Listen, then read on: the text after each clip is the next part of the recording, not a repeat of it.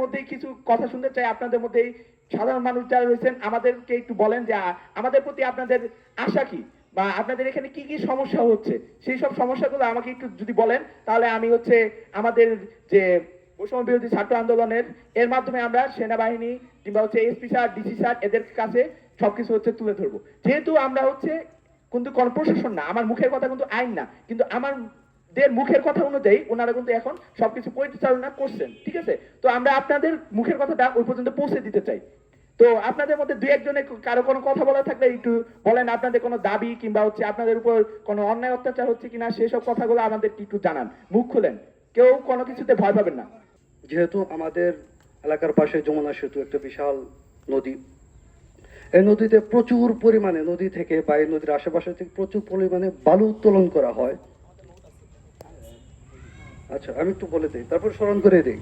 যেহেতু বালু উত্তোলন করা হয়, এই বালিগুলা যদি উত্তোলন করা হয়, এই উত্তোলনের ফলে সরকার হয়তো বা টাকা পায়, এটা টেন্ডার আছে, সরকার পায়, কিন্তু মেবি হয়তো আমি জানি না, মন্ত্রী এমপিরা পায়, সরকার পায় না। তাহলে এটা অবৈধ, প্রথম কথা। আর দ্বিতীয় যে মেন পয়েন্টটা আমার, সেটা হচ্ছে এই বালিগুলা যাতায়াতের ক্ষেত্রে আমাদের যে ধুলে বালি ভোগান্তির শিকার হতে হয়, সেটা খুবই গুরুত্বপূর্ণ। বালি তোলা হোক, প্রয়োজন হলে তুলবে, প্রয়োজন না হলে তুলবে না, সেটা কোনো গুরুত্বপূর্ণ বিষয় এই মুহূর্তে না। এই মুহূর্তে হচ্ছে বালি যাতায়াতের ক্ষেত্রে একটা নিয়ম থাকা দরকার, যে রাত্রে যাবে না দিনে যাবে বালির ট্রাকগুলা কিভাবে তাদের বালিগুলা সেভ করবে, কিভাবে তারা নিবে, যাতে রাস্তার মানুষের কষ্ট না হয়, বালিগুলা মানুষের মাঝে ছড়িয়ে না পড়ে। এই বিষয়টা আমি মনে করি যে যেহেতু স্যারের সাথে যোগাযোগ আছে, ডিসি স্যার বা আরো যারা গুরুত্বপূর্ণ, তাদেরকে অতি শীঘ্রই এটা জানানো উচিত বলে আমি মনে করি। পরিবেশ মন্ত্রণালয়ের জন্য আমরা ভ্যাট দেই শুধুমাত্র 5,000 টাকা, এবং ফায়ার সার্ভিসে অনলি 750 টাকা, পাশাপাশি ভ্যাট আছে।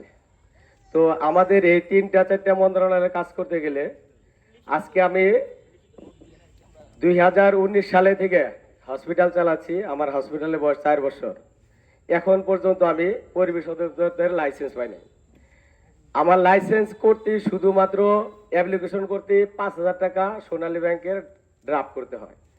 তারা 50, 45, 70 হাজার টাকা, এবং কি এখন পর্যন্ত একবারও আমার তিনবার টাকা দিছি, একবারও ভিজিটে করতে পারেনি।